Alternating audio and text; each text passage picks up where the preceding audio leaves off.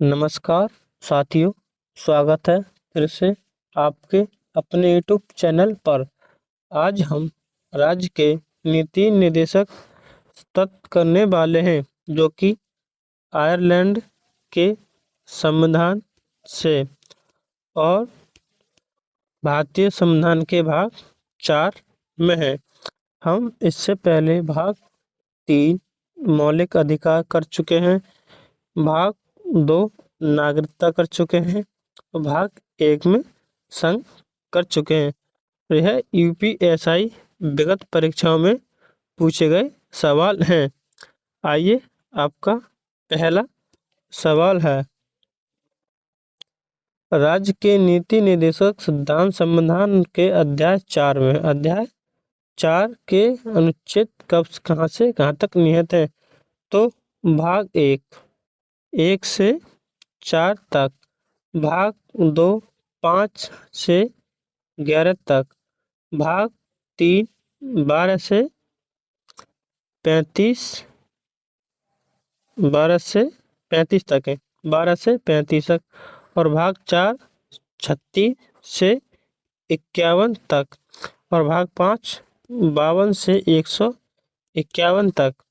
भाग 1 में संघ बताया है, भाग 2 में नागरिकता, भाग 3 में मौलिक अधिकार, और भाग 4 में डीपीएसपी, और भाग 5 में संघ। तो अध्याय 4 में आपका ऑप्शन सी अनुच्छेद 36 से 51 तक है, यानी हमारा ऑप्शन सी सही है। अगला सवाल,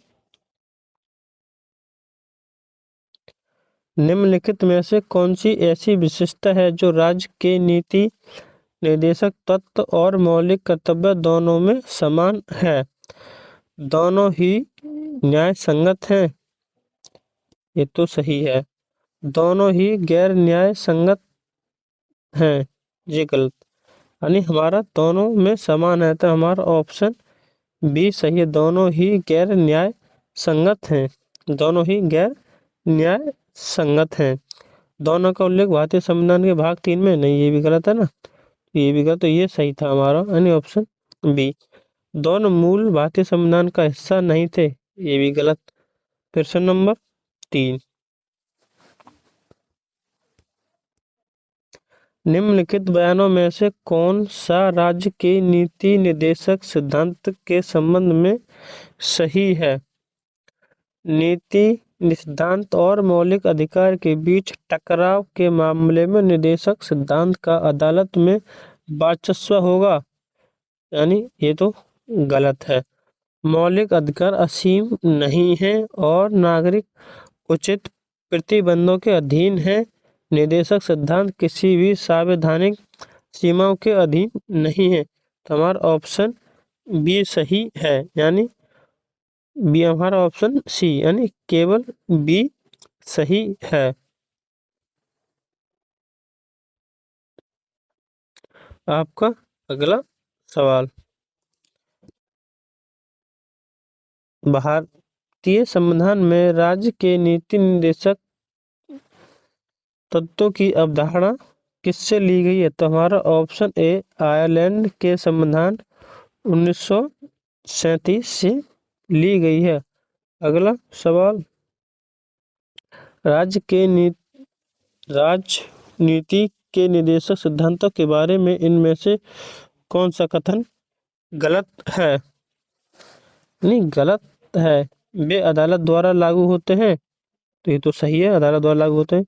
ये आयरलैंड के संविधान में दिए गए निर्देशक से प्रेरित हैं, तो ये भी सही है, यानी ऑप्शन ए ना तो पी और ना तो क्यू, यानी गलत हो जाए तो ये सही है ना, तो इसमें कोई गलत है ही नहीं, तो हमारा ऑप्शन ए सही होगा, ना तो पी और ना तो क्यू, यानी अदालत में लागू होते हैं और आयरलैंड के संविधान से लिए गए हैं। तो इसमें पूछा गलत, तो गलत तो उसमें कोई है नहीं, दोनों सही है, तो ना तो पहला, ना तो क्यू और ना तो पी। अगला सवाल,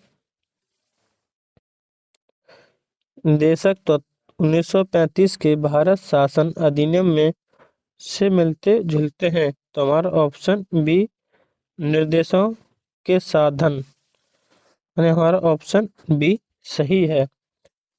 प्रश्न नंबर 7, निर्देशक सिद्धांत में परिवर्तन के लिए एक संवैधानिक संशोधन आवश्यकता होती है जिससे निम्न के द्वारा पारित आवश्यक होता है। संसद के दोनों सदन से। सही है। संसद में उपस्थित 2/3 सदस्यों का अनुमोदन और मतदान यानी दोनों सही है भारत संविधान संशोधन के लिए, यानी ऑप्शन ए सही है। अगला, भारतीय संविधान के निम्न में से किस भाग को डॉक्टर भीमराव अम्बेडकर द्वारा भारतीय संविधान की अनूठी विशेषताओं के रूप में वर्णित किया गया था? तो आपका सही होगा भाग 4 यानी ऑप्शन सी सही है। अगला, एक मिनट ये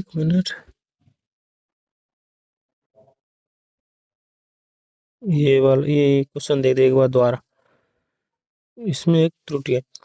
राजनीति निर्देशक सिद्धांत के बारे में निम्नलिखित कौन सा कथन गलत है? वे अदालत द्वारा लागू होते हैं, यानी ये कथन तो सही है। वे आयरलैंड के संविधान में दिए गए निर्देशक सिद्धांत से प्रेरित हैं, यानी ये वाला गलत है। यह निर्देशक सिद्धांत से प्रेरित नहीं है, यह आयरलैंड के संविधान आर्टिकल 45 से प्रेरित है, यानी हमारा ऑप्शन क्यू गलत है, यानी ऑप्शन सी सही है, क्यू गलत। ये हमारा ऑप्शन इसमें सी है, क्यू गलत है। आयरलैंड के नीति निर्देश सिद्धांत से नहीं बल्कि आर्टिकल 45 से लिए गए हैं। आइए अगला सवाल, ये भी हो गया, ये हो गया, ये वाला आया। डॉक्टर भीमराव अंबेडकर ने राज्य के नीति निर्देशक तत्वों के रूप में वर्णित है। तो ऑप्शन ए भारतीय संविधान की अनूठी विशेषता। अगला 10वां सवाल,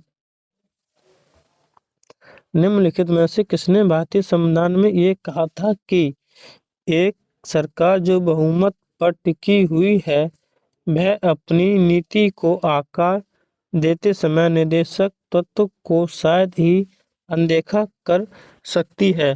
तुम्हारा option C doctor Bhimrao Ambedkar ने। 11 सवाल, भारतीय संविधान में किसने कहा कि लोकमत पर आश्रित सरकार अपने नीति निर्धारण में शायद ही निर्देशक तत्वों की अनदेखी कर सकती है? तो ये भी ऑप्शन सी भीमराव अंबेडकर। अगला सवाल, 1930 में डिस्परेट क्लासेस एसोसिएशन की शुरुआत किसने की थी? ये भीमराव अंबेडकर ने की थी, ऑप्शन सी सही है। अगला सवाल, निम्नलिखित में से किसने निर्देशक तत्व और मौलिक अधिकार को संविधान की आत्मा कहा था? तो आपका सही जवाब होगा ऑप्शन बी ग्रीनविल ऑस्टिन। किसने? ग्रीनविल ऑस्टिन ने कहा। अगला प्रश्न नंबर 14, निम्नलिखित में से किसने प्रेक्षित किया कि लोगों के प्रति जिम्मेदार कोई भी मंत्रालय संविधान के भाग 4 में उल्लेखित प्रावधानों की अनदेखी को सहजता से बर्दाश्त नहीं कर सकता? तो इसमें ऑप्शन बी अलादी कृष्ण स्वामी अय्यर, यानी ऑप्शन बी सही है। अगला सवाल 15, भारत के पूर्व मुख्य न्यायाधीश की टिप्पणी थी कि यदि सभी निर्देशक तत्व को अच्छी तरह पालन किया जाए और उन्हें पूर्णता से लागू किया जाए तो हमारा देश इस धरा पर स्वर्ग हो सकता है। शरद अरविंद बोबेड ये नहीं, तो हमारा ऑप्शन बी MC चावला द्वारा कहा गया कथन है, यानी ऑप्शन बी सही है, MC चावला। अगला, भारतीय संविधान के निम्नलिखित में से कौन से अनुच्छेद के अनुसार देश के अभिशासन में निर्देशक तत्व मौलिक हैं और कानून बनाने में इन तत्वों को लागू करना राज्य का कर्तव्य होगा। तो यह ऑप्शन ए अनुच्छेद 37 में कहा। प्रश्न नंबर 17, भारत के राज्य के नीति के निर्देशक सिद्धांत के संदर्भ में निम्नलिखित में से कौन सा वास्तव्य सही है? सामाजिक आर्थिक उन्नति के लिए ये राज्य को संबोधित किए गए निर्देश हैं। ये भी सही। ये न्यायालय में परिवर्तनीय है, यानी ये गलत। न्यायालय में परिवर्तनीय नहीं है, न्यायालय द्वारा लागू किए जाते हैं। तो हमारा ऑप्शन ए सही है, यानी ए सही है हमारा ऑप्शन सी, यानी केवल ए। अगला,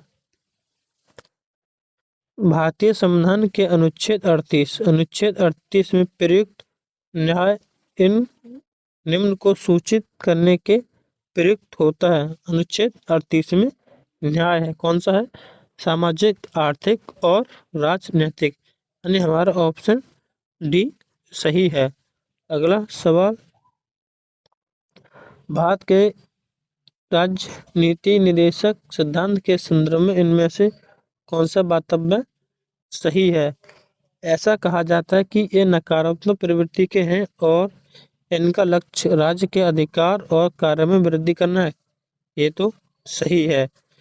मतलब राज्य के नीति निर्देश सकारात्मक प्रकृति के हैं और हमारे मौलिक अधिकार नकारात्मक प्रकृति के हैं। मौलिक अधिकार नकारात्मक प्रकृति के, और इनका लक्ष्य सामाजिक आर्थिक न्याय प्राप्त करके एक लोकहित के राज्य की स्थापना करना, यानी दोनों ही सही, ए और बी दोनों सही हैं। अगला 20, भारतीय संविधान का कौन सा अनुच्छेद समान कार्य के लिए समान वेतन से संबंधित करता है? तो अनुच्छेद 39, यानी हमारा ऑप्शन ए सही है। अगला, के तहत भारत का संविधान राज्य के नीति को यह सुनिश्चित करने का निर्देश देता है कि पुरुष और महिला दोनों के लिए समान कार्यालय के समान वेतन। तो अनुच्छेद 39 का डी ऑप्शन बी सही है। अगला, भारतीय संविधान का कौन सा अनुच्छेद राज्य को धन और उत्पादन के साधनों को जमा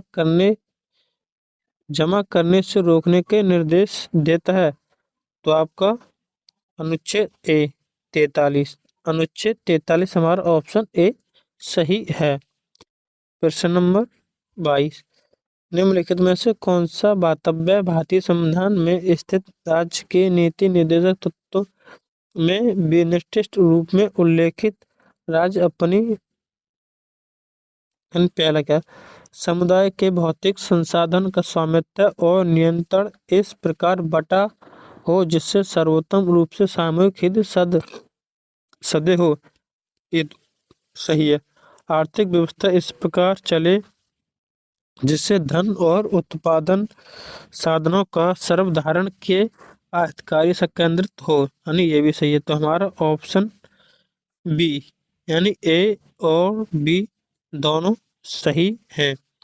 अगला सवाल 24,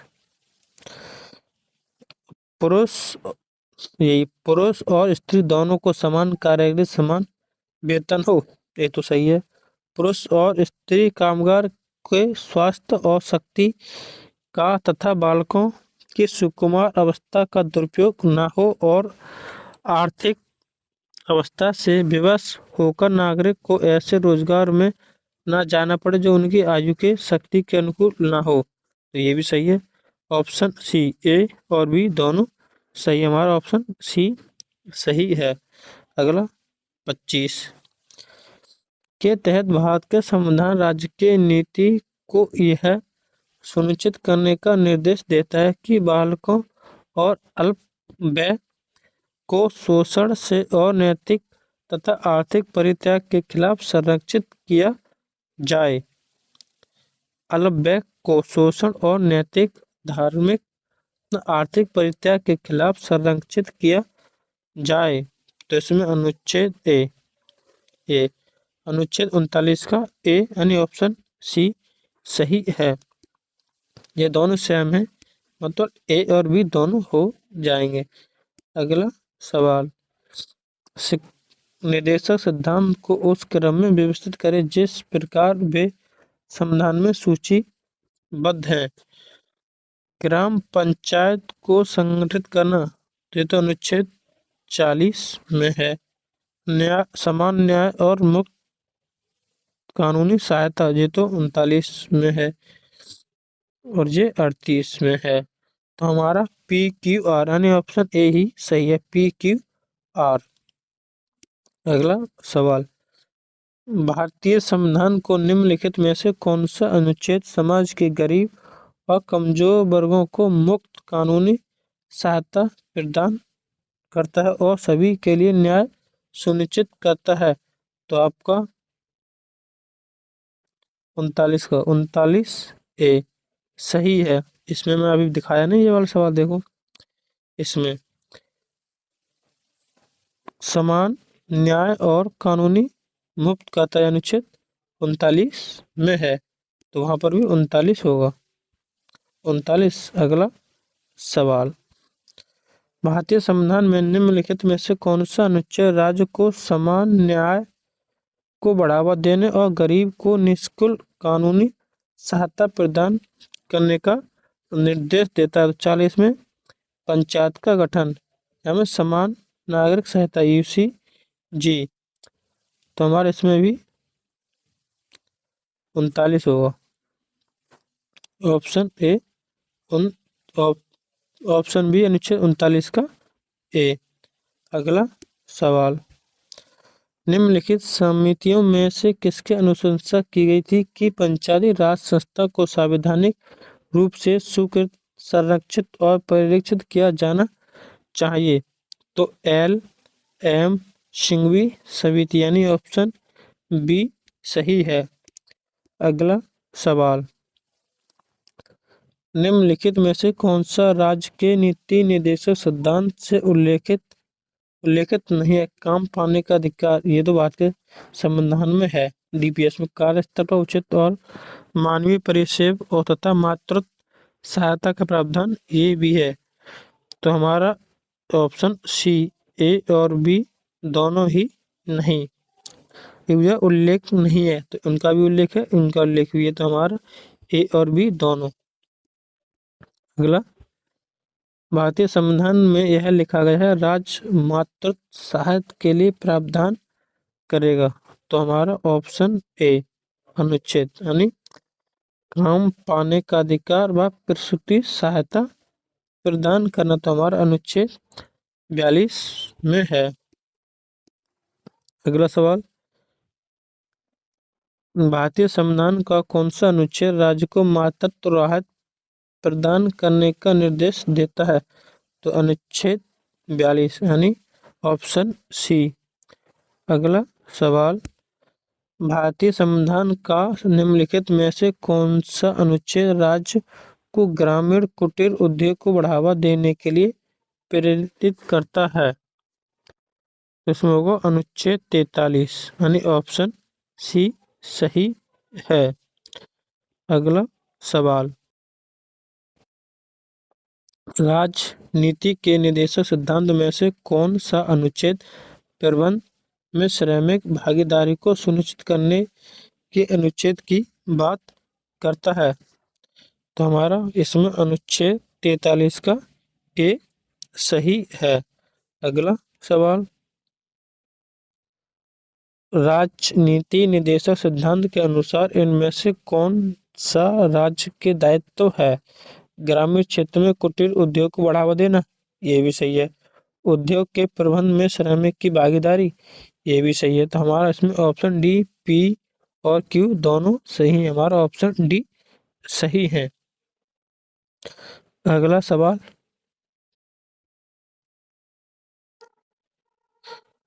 जबरन मजदूरी के विरुद्ध अधिकार में न्यूनतम वेतन का अधिकार शामिल है, उच्चतम न्यायालय द्वारा से इन्हें ठहराया गया था, किस केस द्वारा? People's union for democratic rights बनाम भारत संघ, यानी हमारा ऑप्शन सी सही है। अगला सवाल, भारत में सीमांत मार्जिनल कामगार एक ऐसा व्यक्ति होता है जो एक वर्ष में कितने महीने से कम कार्य के लिए होता है। तो हमारा ऑप्शन बी 6 महीने से कम कार्य। 39 भारतीय संविधान का कौन सा अनुच्छेद सरकार को पूरे देश में सभी नागरिकों को समान नागरिक संहिता लागू करने का निर्देश देता है। तो ऑप्शन डी अनुच्छेद 44। सबसे पहले यूसीजी यानी समान नागरिक संहिता लागू करने वाला राज्य गोवा है। अगला सवाल, निम्नलिखित में से कौन सा भारतीय संविधान के अनुच्छेद 44 के संबंधित है। ऑप्शन बी समान नागरिक सिविल संहिता। 6 वर्ष से कम आयु वाले बच्चों के लिए प्रारंभिक बचपन देखभाल और शिक्षा का प्रावधान के तहत प्रदान किया जाता है। 44 नहीं, 50 नहीं, 48 नहीं, तो हमारा अनुच्छेद 43 यानी ऑप्शन ए सही है। इसमें कृषि पशुपालन से संबंधित है। 44 में यूसीजी। 50 न्यायपालिका के प्रतिकरण से संबंधित है। तो हमारा ऑप्शन ए सही है। भारतीय संविधान का अनुच्छेद 45 राज्य के निर्देश देता है कि वह 6 वर्ष से यानी 6 वर्ष की आयु पूरी करने तक सभी बच्चों को प्रारंभिक बचपन की देखरेख और शिक्षा का प्रदान करे यानी ऑप्शन ए सही है।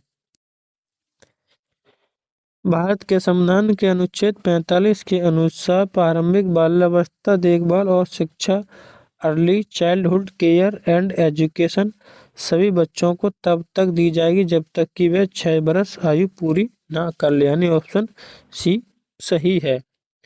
अगला, निम्न में से कौन सा राज्य नीति के निर्देशक सिद्धांत में नहीं कहा गया है। नहीं कहा गया। शिक्षा का अधिकार ये भी कहा गया है, ग्राम पंचायत का संगठन ये भी कहा गया, तो इनमें से कोई नहीं यानी हमारा ऑप्शन डी सही होगा, इनमें से कोई नहीं।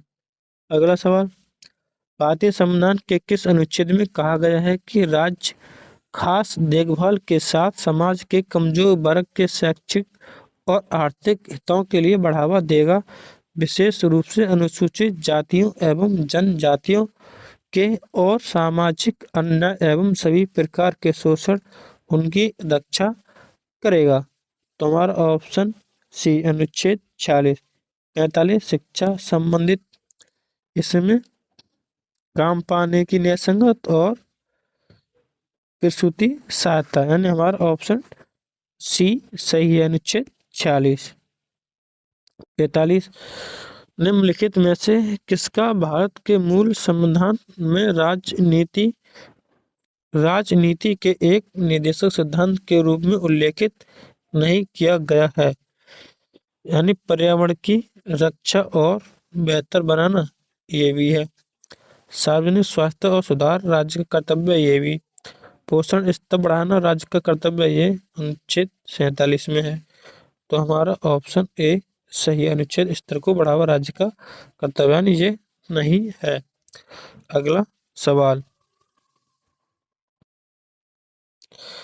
भारतीय संविधान निम्नलिखित में से कौन सा अनुच्छेद राष्ट्र को अपने लोगों के पोषण स्तर और जीवन स्तर को बढ़ाने का निर्देश देता है।